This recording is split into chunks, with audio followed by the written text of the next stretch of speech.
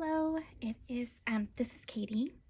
I am recording a video tonight. It's Monday night, and I um, I know it's planner season. A lot of us have been trying to decide what planners to buy.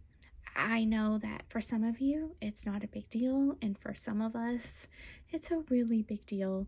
And I've been using the Hobonichi Cousin for off and on since about 2018. And I've just decided I'm going to take the mystery out of my life and just splurge on this planner every year because um, it meets so many of my needs, and it is so versatile that I can really use it however I need it. I can use it however I want it. Sorry if you can hear that in the background. We live near a highway, and sometimes there's really obnoxious drivers that drive by. So I hope you didn't hear that really, really loud vehicle. If you did, I'm sorry. Anyway, um, so I share a lot of pictures of my planner on my blog of just the planning pages. But what I haven't really shown you guys a lot of is how I've been using it as my journal. And so I've been trying to figure out how to do it without um, without sharing too much about what I write every day, because some of it is pretty personal. So what I'm going to do is just flip through what I have for September. I'm going to show you how I have been laying out the pages, and I'll talk just a little bit about what I write about and how I get started, because getting started is really the hardest part. And what I want to say is that a lot of people will comment on my blog and say, oh, I really want to journal every day, but I sit down and I can't think of anything to say, or I don't know what to say, or I'm so boring, or, there's all kinds of things that get in our way when we're trying to journal. And a lot of it is our own personal filters and our own blockages. So I have a couple of ideas that might be helpful for you, just to get the ink flowing in the mornings and in the evenings. So what I'm going to do is just open this up to September, and I'm going to show you the pages that I have filled so far. You can see I have a lot of blank pages. I was using a different notebook to journal before September. But in September, I got this idea about how to use my notebook in a different way, and it's been working out really great, and I've been enjoying it a lot. So I just want to show you guys and maybe give you some ideas about how you could use your own notebook. And it doesn't have to be a Hobonichi. You could totally use this format with whatever notebook you have. It does not have to be a Hobonichi A5, probably one of the pricier notebooks, especially if you're not sure if you're going to keep up with journaling. You might want to just start with a regular notebook, and the setup will work fine there too. I like Hobonichis because they have the dated pages, and there's just some sort of satisfaction that I get for just flipping through it when I'm on a roll and I'm writing every day and seeing just all those pages fly by and all those days fly by. There's something really satisfying about that for me, and that's really the biggest reason why I continue to use the Hobonichi. But it doesn't have to be this notebook. And so one of the things that on the daily pages, I'm trying to make sure you can see it, in the daily pages is on the very first day of the month. When you turn to a new month, there'll be a completely blank page. And most of the time I leave it blank because I can't think of anything. Sometimes what I'll do is, if I am into a book series, or if I'm really knitting a lot or sewing a lot or whatever, then what I'll do is just print out pictures of the books that I'm reading, or I'll print out pictures of the patterns that I'm using. And I can't remember if I did that in this other notebook that I have, or it might be I might have already put that away, just to give you an example. Yeah, I already put away my journal from last year. I packed that up, so I can't show you guys in this moment. But what I did here in September, and if you can hear my chair squeaking, I'm so sorry. I'm just going to also take a moment to pause and say, this is the way that I have this table set up is really awkward, and I apologize for that too. But this was the cleanest place in my house tonight, and so this is where I'm filming. So there you go. Anyway, so what I did was, I don't know if any of you follow the Substack Acra Moments. I might not have said that correctly, but it's 2 scholars who provide writing prompts each month. And this, for September, they provided this prompt reflect. So what I did was I saved the image and I copied and pasted their narrative piece out of this month's post, and then I just resized it so that it would fit in this notebook, and then I cut it out and glued it. But I really loved this artwork with the moon and the reflection of the moon, and I loved how they talked about finding a golden truth in your life. And I feel like that is, I mean, they're talking about scholarship, and here I'm talking about journaling, but I think that's part of what we do when we journal, is we really look for those golden truths in our lives. Here it says, the scholarship you create is one of many reflective surfaces on which you can glimpse your light, your golden truth, made visible in the world and glowing back to you. And then I liked this last paragraph too. It says, as you reflect on our theme this month, ponder how your scholarship or journaling can express who you are and what you believe is true, and consider how, in the pale light of lunar landscapes, you can glimpse insights that are invisible by the light of day. And I just really love that. This month, their prompt really spoke to me, and so I may not do this next month for October, but I really felt like it was a good fit for what I was trying to do in September. So that's why I did that on the opening page. But I'm trying to do this so that you can't actually see what I've written, but I mean, I think it's just going to be what it is.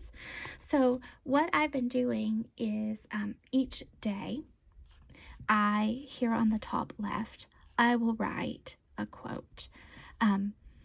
I got this idea from Noted, another Substack called Noted, and one of the things that the writer of that Substack is doing is hosting this club, a commonplace club, where people are writing down quotes every day. And I'm not a paid subscriber, so I'm not taking part in that, but I'm just kind of doing my own mini thing. So you've all seen this quote on my blog, autumn is my season, dear.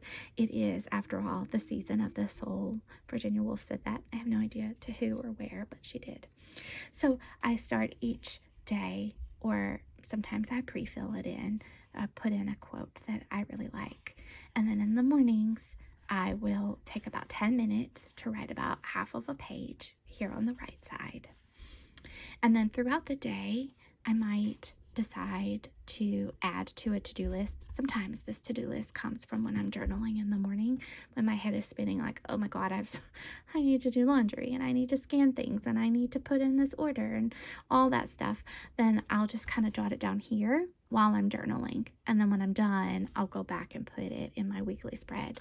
But so if I have a to-do list, it probably came from a worried brain dump. And sometimes during the day, I'll watch YouTube videos and take notes on it. And then I'll also put it kind of in this little column here. And then at the end of the day, or whenever I kind of feel like I'm ready to shut my brain down for the day, for this, and on this day it was at 6:04. I don't know how I really managed that, because the kids would have all still been awake. But what I'll do is I'll take my highlighter and draw a line across it, and then kind of close out the day. So that's how I have been organizing my daily pages in my Hobonichi. And it's worked really well. So you can see, I was planning to go to the library that day to pick up some books for our homeschooling stuff. And so I just went through the online catalog beforehand, and I just made the list here in this blank spot in my notebook. And I will say it has been working out really, really well. It takes me, most mornings, it'll take me about 10 minutes to do the top part, and then the evenings, just another 10 minutes to do the bottom part. And sometimes, you'll probably see it over here somewhere, sometimes I won't even fill in the bottom part. I won't go all the way to the end because I'm just tired, or things are crazy or busy or whatever. So it doesn't matter. It doesn't have to be a certain amount. It's just the practice of just sitting down. So you can see here, this was September 10th. This was last Tuesday. I didn't write in the evening. Matthew was home that night. Everything was, I think a lot of you know, last week was just kind of a weird week for me anyway. So I didn't really journal in the evening, and then the next 2 days I didn't actually journal at all in the morning or evening. But by the 13th on Friday, I was back at it. So again, I've got a quote, a little place to add like a to-do list or notes for something. I'm writing about 10 or 15 minutes in the morning, and then in the evening I'll do another 10 or 15 minutes. And just a few ideas. I said at the beginning of this video that I was going to try to give you just a few ideas about how to get started. The first thing I always do is write the current temperature and the time, and I will usually make some sort of remark about that, if it's cold or if it's hot or what I wish it was or something. I'll say whether or not it's going to rain that day, and lately it's not been raining much at all, and so I'll just kind of complain about that. And that is really just to get started. And then what I try to think about when I'm journaling, especially in the mornings, is what is going to trip me up today? Is there an appointment that I'm feeling nervous about? Is there an email that I have to write? Is there a phone call I have to make? Do I have to venture out into the world? Because if I do, then I'm probably going to be anxious. What is it that's going to cause me to stumble just a little bit?